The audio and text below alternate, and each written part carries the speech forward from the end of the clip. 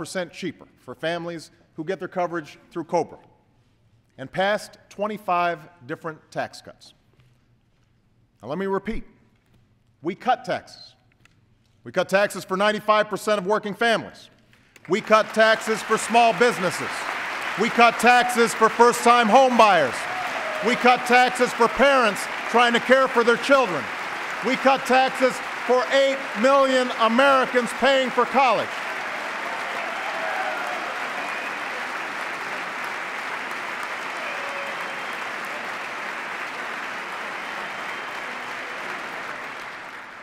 I thought I'd get some applause on that one.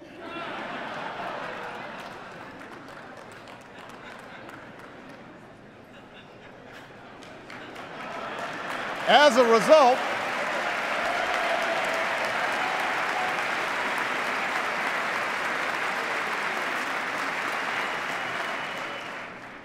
a result, millions of Americans had more to spend on gas and food and other necessities, all of which helped businesses keep more workers.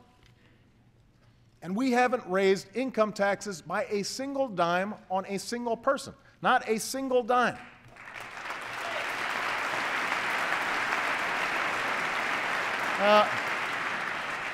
Because of the steps we took, there are about 2 million Americans working right now who would otherwise be unemployed.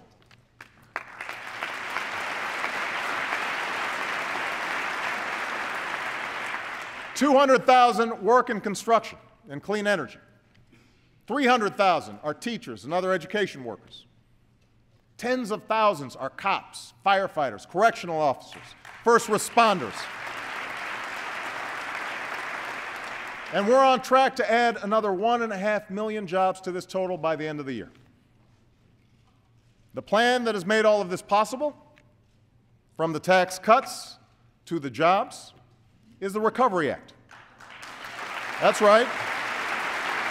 The Recovery Act, also known as the stimulus bill.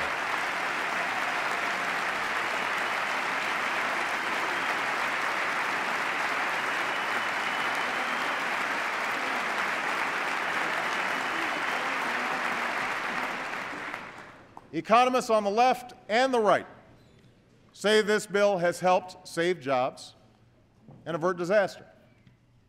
But you don't have to take their word for it. Talk to the small business in Phoenix that will triple its workforce because of the Recovery Act. Talk to the window manufacturer in Philadelphia who said he used to be skeptical about the Recovery Act until he had to add 2 more work shifts just because of the business it created. Talk to the single teacher raising 2 kids who was told by her principal in the last week of school that because of the Recovery Act, she wouldn't be laid off after all. There are stories like this all across America. And after 2 years of recession, the economy is growing again. Retirement funds have started to gain back some of their value. Businesses are beginning to invest again. And slowly, some are starting to hire again.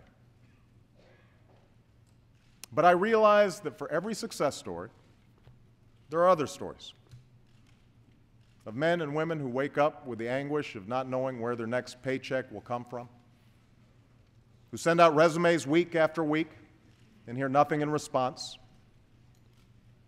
That is why jobs must be our #1 focus in 2010, and that's why I'm calling for a new jobs bill tonight.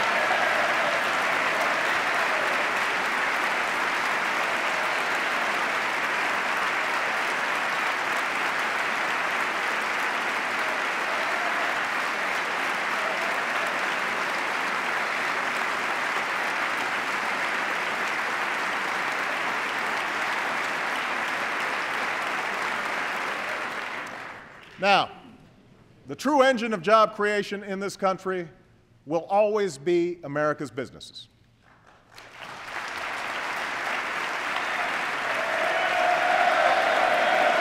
I agree.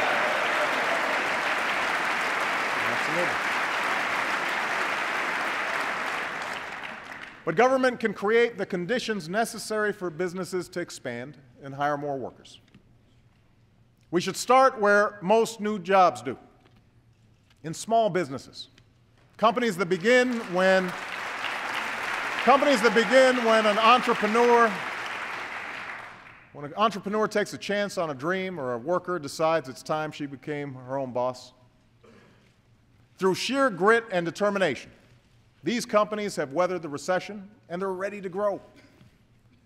But when you talk to small business owners in places like Allentown, Pennsylvania, or Elyria, Ohio, you find out that even though banks on Wall Street are lending again, they're mostly lending to bigger companies.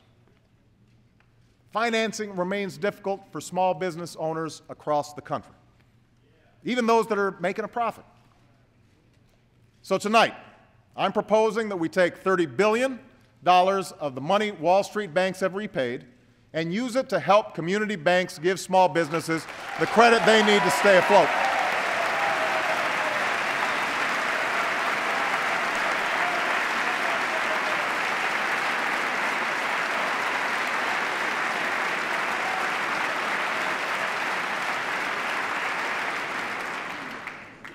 I'm also proposing a new small business tax credit, one that will go to over 1 million small businesses who hire new workers or raise wages.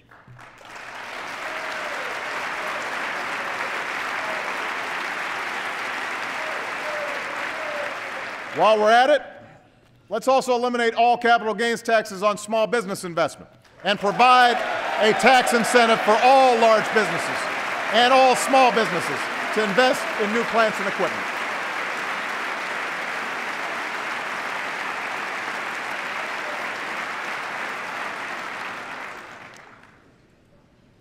Next, we can put Americans to work today building the infrastructure of tomorrow.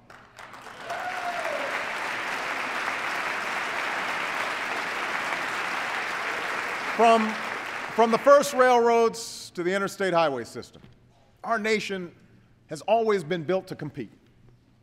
There's no reason Europe or China should have the fastest trains or the new factories that manufacture clean energy products. Tomorrow I'll visit Tampa, Florida, where workers will soon break ground on a new high-speed railroad funded by the Recovery Act. There are projects like that all across this country that will create jobs and help move our nation's goods, services, and information.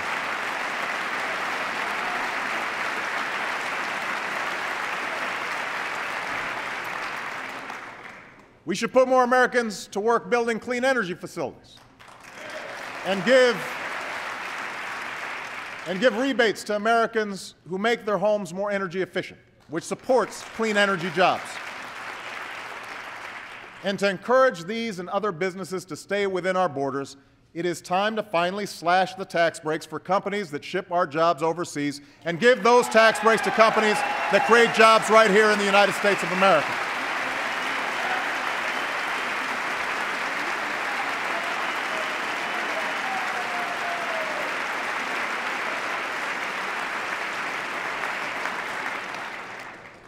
Now, the House has passed a jobs bill that includes some of these steps.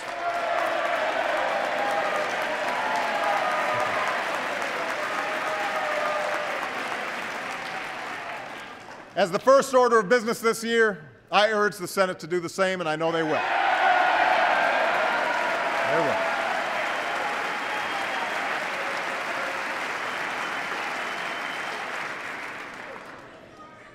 People are out of work. They're hurting. They need our help. And I want a jobs bill on my desk without delay. But the truth is, these steps won't make up for the 7 million jobs that we've lost over the last 2 years. The only way to move to full employment is to lay a new foundation for long-term economic growth and finally address the problems that America's families have confronted for years.